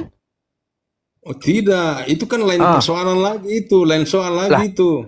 Terus? Nah, sekarang kita tadi Yohanes 10 ayat 28. Ini Yesus yang berbicara, nah. Aku memberikan hidup yang kekal kepada mereka dan mereka tidak akan binasa sampai selama-lama. Ini jaminan keselamatan yang diberikan oleh Yesus. Lanjut. Begitu. Lanjut. Dan seorang pun tidak akan merebut mereka. Loncat, Bapak. Jangan loncat. Ini ada atasnya. Ya, aku memberikan hidup yang kekal. Ini kan yang Bapak kepada baca mereka. tadi nomor 28, Bapak. Aku memberikan hidup yang kekal, kata Yesus kepada Dan mereka. pasti tidak Lanjut akan bacanya. binasa. Nomor 29-nya kayak gimana? Dan tunggu dulu, tidak akan binasa sampai selama-lamanya, dan seorang pun tidak akan merebut mereka dari tanganku. Begitu. Apa? Terus 29-nya? Bapakku yang memberikan mereka kepadaku. Bapaknya yang beriin. Iya, Bukan Lebih Yesusnya besar yang berikan daripada hidup yang siapapun. kekal, tapi Bapaknya yang memberikan hidup kekal kepada mereka melalui Yesus. ya itu kan namanya juga Bapa. Aku dan lihat di bawahnya itu ayat 30. Aku dan Bapa adalah satu. Aduh, Bapak, lebih besar daripada siapapun. Aku dan Iya. Bapak adalah satu, kata Yesus kan Adalah kayak satu. gitu. Satu apa? Coba pikirkan baik-baik itu, analisa kata-katanya apa itu maksudnya.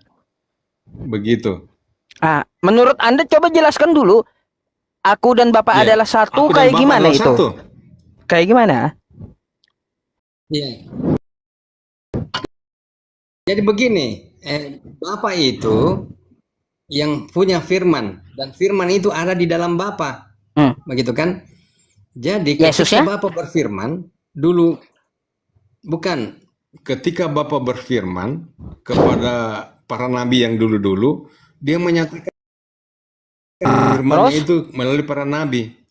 Dan itu terakhir mulai pada saat tahun Masehi, ya. Ini kan ada namanya tahun sebelum Masehi, dan ini sekarang kita ini masuk di tahun Masehi. Nah, tahun Masehi itu adalah tahun kedatangan Tuhan. Gini, jadi Bapak, firman-Nya itu diutus. Gini, pengertian saya, tangkapan saya gitu ya. Aku dan Bapak adalah satu. Berarti Yesus dan Bapak adalah satu kan, kayak gitu. Tidak terpisah. begini. Betul? Jadi Yesus itu berasal dari Bapa, begitu. Terus? Jadi dia bersumber dari Bapa. Terus? Jadi dia ketika dia firman-Nya itu ada dalam Bapa, dia ada bersatu memang. Berarti firman di dalam Yesus juga? Ya, Yesus adalah firman yang hidup. Bapa di dalam Yesus? Bapa, Yesus di dalam Bapa. Yesus di dalam Bapa, Bapa di dalam Yesus.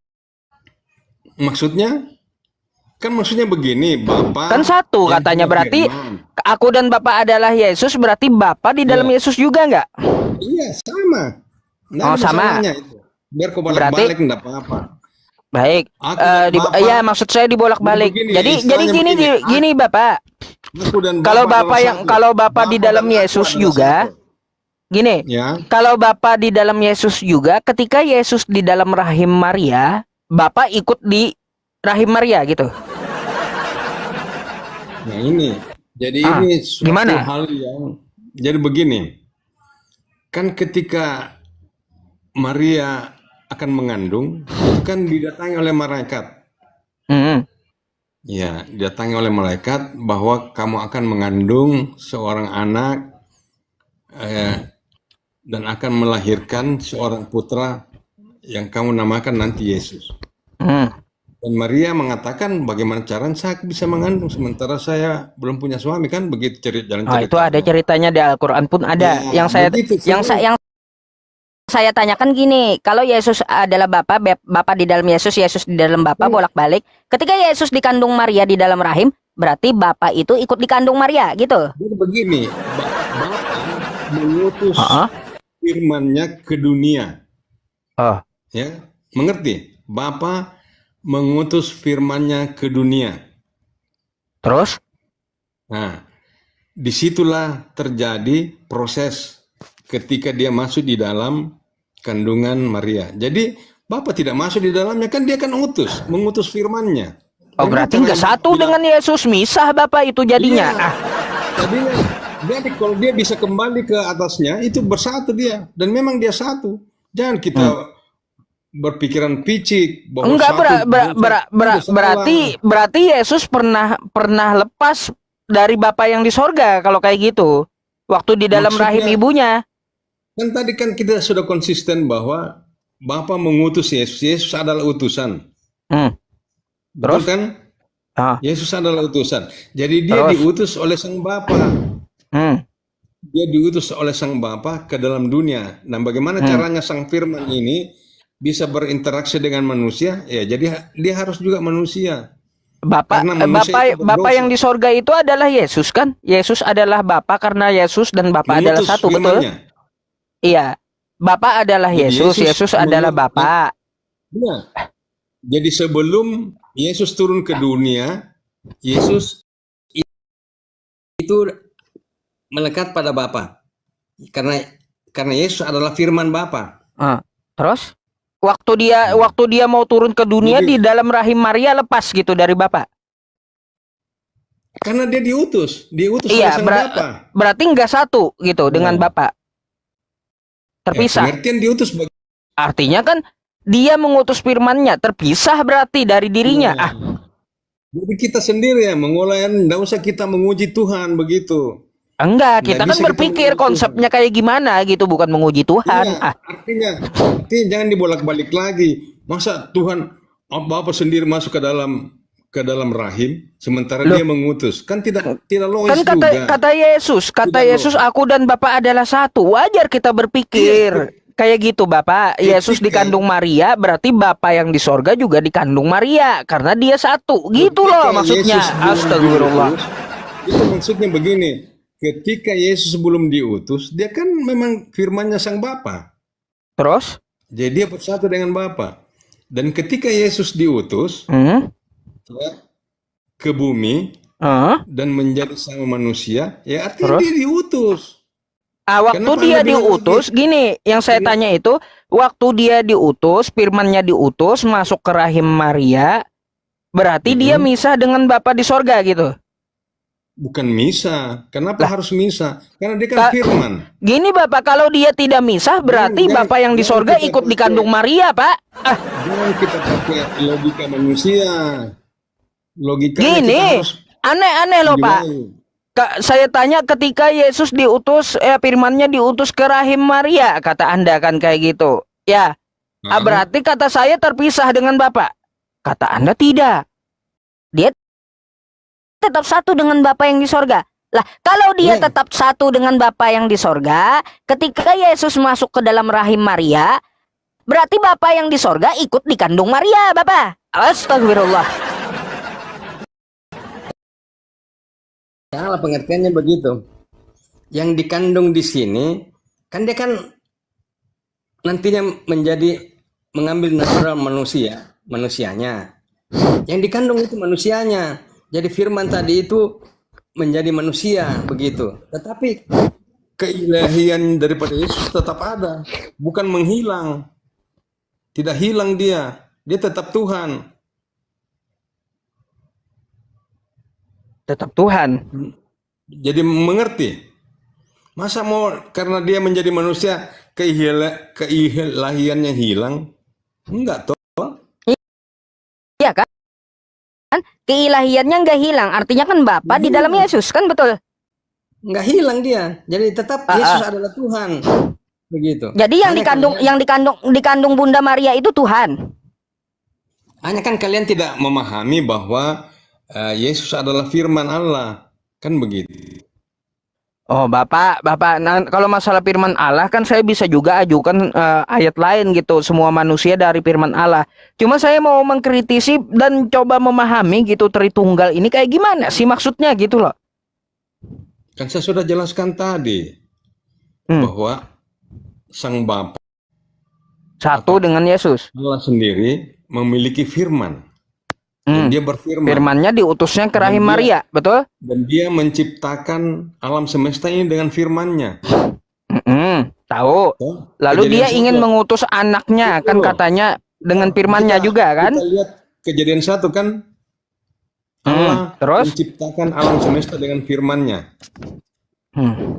Nah, siapa di sini firman? Jangan Siapa pukul di sini HP firman? lah teman-teman. Bentar Bapak, ada yang mau pukul HP di bawah, janganlah.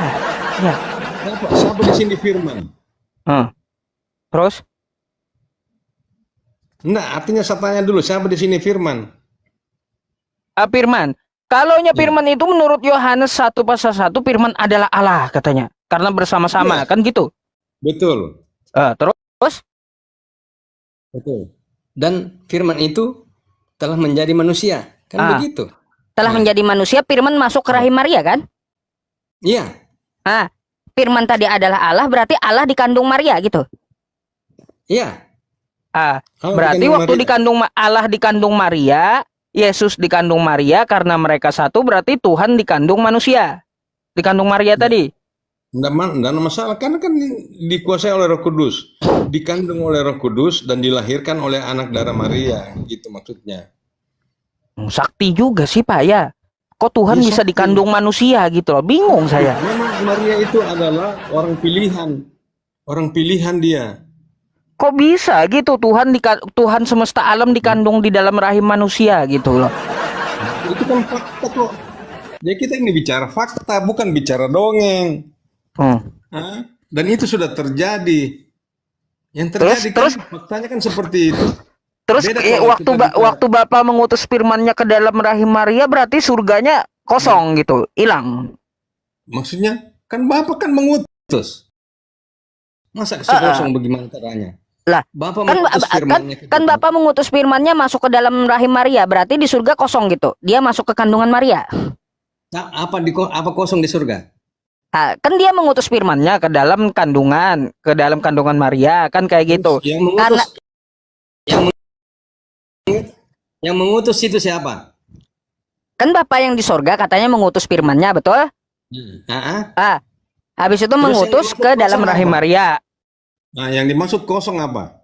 Ah, terus waktu dia mengutus karena Yesus dan Bapa adalah satu, karena firman adalah Allah, berarti yang di sorga tadi ikut masuk ke rahim gitu. Maksudnya jadi kalau tidak perlu dia mengutus kalau begitu. Namanya yang mengutus tetap kan tinggal di sana. Bagaimana cara pemikirannya kamu itu? Mengutus kok ikut juga diutus? Berarti Waduh. Yesus dan Bapa terpisah kalau kayak gitu, Teman-teman Bapak. di bawah pikirkan itu bagaimana? Masa orang yang mengutus kok ikut juga? Jadi pikirkan itu. Berarti kalau dia tidak Bagaimana? ikut berarti terpisah gitu dengan Yesus. Tadi kan bilang kosong. Ah, Kamu kan bilang bicara begitu kosong. iya, terus Sementara Dia mengutus. terus berarti tidak kosong. Kalau kosong tadi berarti dia juga ikut. Ngapain dia mengutus kalau dia juga ikut? Oh, berarti Bapak tetap di sorga. Loh, dia kan memang Bapak yang mengutus. Bapak yang mengutus tadi waktu firman itu dikandung tetap di sorga dia gitu. Siapa? Bapak yang mengutus firman Iya. itu. Oh, berarti terus? waktu di dalam kandungan firman itu di dalam kandungan Maria, Bapak tetap di sorga gitu ya. Nah, terus? Berarti Yesus dengan Bapak terpisah. Yesus di dalam kandungan Maria, Bapak di Itu sorga. kalau- Terpisah Bapak itu kalau- jadinya.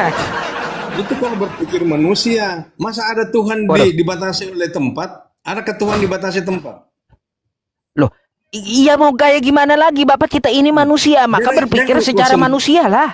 Jangan kau sempitkan pikiranmu. Tuhan itu hanya dibatas, Yesus itu hanya dibatas begitu. Dia berbatas di kandang. Tuhan itu maha tidak terbatas dengan tempat. Beda deh kalau manusia seperti Anda ada di situ, tidak mungkin ada di tempat lain. Kan begitu. Jadi jangan kita bawa pikiran kita untuk menganalisa Tuhan. Nggak bisa itu. Sampai di mana kita punya batasan pikiran begitu. Oh, jadi Tuhan Anda nggak bisa dipikirkan gitu. Bisa dipikirkan, tapi jangan kita bilang harus begini, harus begini. Nggak mungkin lah seperti Ya itu. kan wajar Bapak kita berpikir kan kalau kayak gitu. Kan wajar ya. Tes dulu, tes. Tes dulu Bapak ya. Aturlah Bapak gimana enaknya kalau kayak gitu ya. Oke. Ustaz, Iya. aku ada tamu, aku mau tunggu Baik dulu ya. Bapak. Kalau kayak Ya, gitu nanti makasih ya sampai Bapak jumpa ya. lagi. Iya, selamat. oke. Thank you Bapak, selamat malam.